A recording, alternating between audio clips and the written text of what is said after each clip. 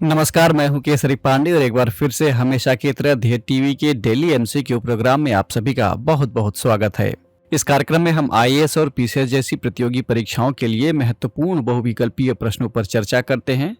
हम आभारी हैं आपके कि इस कार्यक्रम को आपका ढेर सारा प्यार मिल रहा है। तो ज्यादा देर न करते हुए आइए शुरू करते हैं आज का एमसीक्यू और लेते हैं पहला प्रश्न। हाल ही में गिलबर्ट एफ होंगबो को निम्नलिखित में से किस संगठन का महानिदेशक चुना गया है? ऑप्शंस हैं ए अंतर्राष्ट्रीय श्रम संगठन, बी विश्व बैंक, सी अंतर्राष्ट्रीय मुद्रा कोष अथवा डी अंतर्राष्ट्रीय नागरिक उड्डयन संगठन। इस प्रश्न का सही उत्तर है विकल्प ए, यानी इन्हें अंतर्राष्ट्रीय श्रम संगठन का महानिदेशक चुना गया है। इसकी व्याख्या देख लेते हैं। हाल ही में गिलबर्ट एफ होंगबो को अंतर्राष्ट्रीय श्रम संगठन का 11वां महानिदेशक चुना गया है। गौरतलब है कि इस पद पर चुने जाने वाले वे पहले अफ्रीकी हैं और वे टोगो के पूर्व प्रधानमंत्री भी रह चुके हैं। इंटरनेशनल लेबर ऑर्गेनाइजेशन यानी आईएलओ के महानिदेशक के तौर पर होंगबो अक्टूबर 2022 में अपना पदभार ग्रहण करेंगे। आपको बता दें कि आईएलओ संयुक्त राष्ट्र की एक एजेंसी है जिसकी स्थापना अक्टूबर 1919 में हुई थी। इसका काम अंतर्राष्ट्रीय श्रम मानकों की स्थापना के माध्यम से सामाजिक और आर्थिक न्याय को आगे बढ़ाना है। 187 सदस्य देशों वाले इस संगठन के दुनिया भर में 40 क्षेत्रीय कार्यालय हैं। इसका मुख्यालय जेनेवा, स्विट्जरलैंड में स्थित है। बढ़ते हैं दूसरे प्रश्न की ओर। हाल ही में खबरों में रहा ली कॉर्बुज़िए एडिक्ट निम्नलिखित में से किस भारतीय शहर से संबंधित है? विकल्प हैं ए कोलकाता, बी तिरुवनंतपुरम, सी पुरी अथवा डी चंडीगढ़। इस प्रश्न का सही उत्तर है विकल्प डी, यानी ली कॉर्बुज़िए एडिक्ट चंडीगढ़ से संबंधित है। इसकी व्याख्या देख लेते हैं।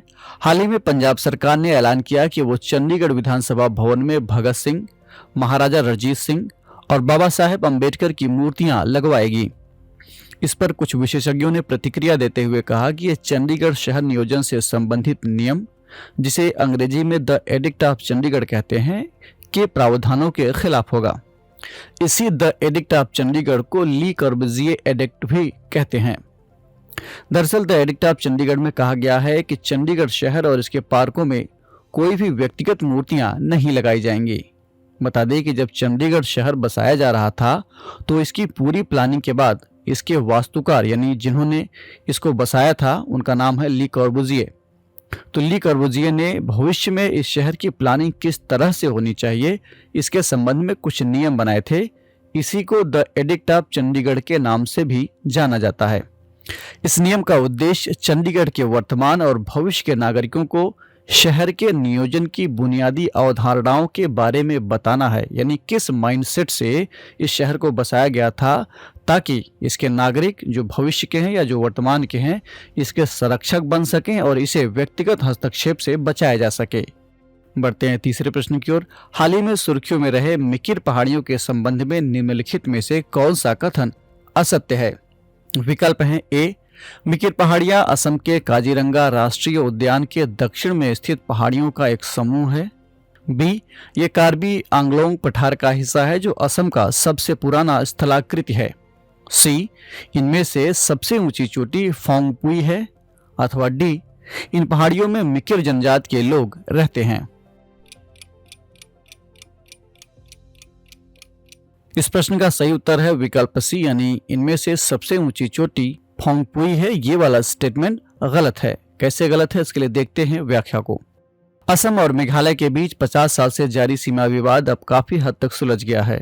दोनों राज्यों के मुख्यमंत्रियों ने बीते 29 मार्च को सीमा विवाद को सुलझाने वाले समझौते पर हस्ताक्षर किया है। दरअसल असम पुनर्गठन अधिनियम 1971 के मुताबिक साल 1972 में मेघालय को असम से अलग करके एक नए राज्य के तौर पर बनाया गया था। ये दोनों राज्य आपस में 884.9 किलोमीटर की सीमा साझा करते हैं। इसमें 12 इलाके ऐसे हैं जिनको लेकर इन दोनों राज्यों के बीच इनकी स्थापना के वक्त से ही विवाद शुरू हो गया। दोनों राज्यों के बीच विवाद की सबसे बड़ी वजह असम के कामरूप जिले की सीमा से लगा लंगपीह जिला है। दरअसल पहले लंगपीह असम के कामरूप जिले का हिस्सा हुआ करता था, लेकिन आज़ादी के बाद ये गारो हिल्स और मेघालय में शामिल कर दिया गया, जबकि असम इसे अपनी मिकिर पहाड़ियों का हिस्सा मानता रहा है। बता दें कि मिकिर पहाड़ियां असम के काजीरंगा राष्ट्रीय उद्यान के दक्षिण में स्थित पहाड़ियों का एक समूह है। ये कार्बी आंगलोंग पठार का हिस्सा है, जो असम का सबसे पुराना स्थलाकृति है। इनमें से सबसे ऊंची चोटी डम्बुचको है, जबकि प्रश्न में फोंगपुई कहा गया है। वैसे तो इसका ज्यादातर हिस्सा असम में फैला हुआ है, लेकिन इसका कुछ हिस्सा मेघालय के उत्तर पूर्वी भाग में भी विस्तृत है। इन पहाड़ियों में मिकिर जनजाति के लोग रहते हैं। बढ़ते हैं चौथे प्रश्न की ओर। ग्रेट वॉल ऑफ इंडिया के संबंध में निम्नलिखित कथनों पर विचार कीजिए। पहला, ये एक वर्ल्ड हेरिटेज साइट है। दूसरा, लंबाई के हिसाब से ये चीन की ग्रेट वॉल ऑफ चाइना के बाद दुनिया में दूसरे नंबर पर आती है। अथवा तीसरा, इसका निर्माण राणा सांगा द्वारा 15वीं शताब्दी में करवाया गया था। उक्त में से कौन सा अथवा कौन से कथन सत्य हैं? आपके विकल्प हैं: ए केवल 1 और 2, बी केवल 2 और 3, सी केवल 1 और 3, अथवा डी 1, 2 और 3। इस प्रश्न का सही उत्तर है विकल्प ए, यानी केवल कथन 1 और 2 सत्य है, 3 गलत है। क्यों गलत है, इसके लिए देखते हैं व्याख्या को।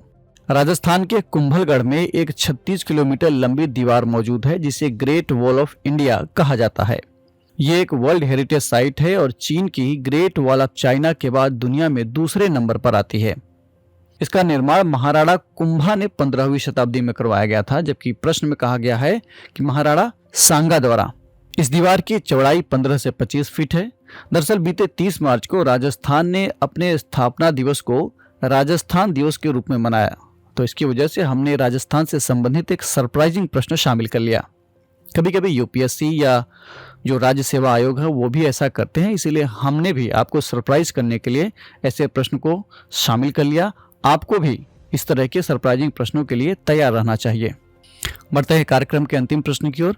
भारतीय स्वाधीनता संग्राम के दौरान इंडियन होम रूल सोसाइटी के संबंध में निम्नलिखित में से कौन सा कथन असत्य है, यानी आपको गलत कथन बताना है। विकल्प हैं: ए इसकी स्थापना 18 फरवरी 1905 को लंदन में की गई थी।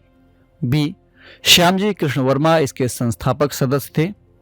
सी इसका उद्देश्य भारत में स्वशासन की स्थापना करना और ब्रिटेन में इसके लिए समर्थन हासिल करना था। अथवा डी इस संगठन की सदस्यता भारतीय और ब्रिटिश दोनों ले सकते थे।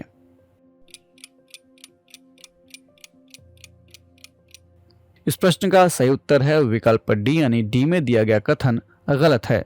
इसकी व्याख्या देख लेते हैं। लंदन स्थित भारतीय संगठन इंडियन होम रूल सोसाइटी का गठन 18 फरवरी 1905 को किया गया था। इसके संस्थापक सदस्य श्यामजी कृष्ण वर्मा थे। उन्होंने ब्रिटेन में भीकाजी कामा, दादा भाई नौरोजी और सरदार सिंह जी राव जी और एस.आर. राणा जैसे प्रमुख राष्ट्रवादियों के सहयोग से यह संगठन तैयार किया था। इसका उद्देश्य भारत में स्वशासन की स्थापना करना और ब्रिटेन में इसके लिए समर्थन हासिल करना था। इस संगठन के सदस्य केवल भारतीय ही हो सकते थे। लंदन में युवा भारतीय छात्रों का इस सोसाइटी को काफी समर्थन मिला और यह भारत में क्रांतिकारी आंदोलनों के संपर्क में भी रहा। बता दें कि प्रधानमंत्री श्री नरेंद्र मोदी ने 30 मार्च 2022 को श्यामजी कृष्ण वर्मा को उनकी पुण्यतिथि पर श्रद्धांजलि अर्पित की। श्यामजी कृष्ण वर्मा का जन्म 4 अक्टूबर 1857 को गुजरात के कच्छ जिले के मांडवी शहर में हुआ था।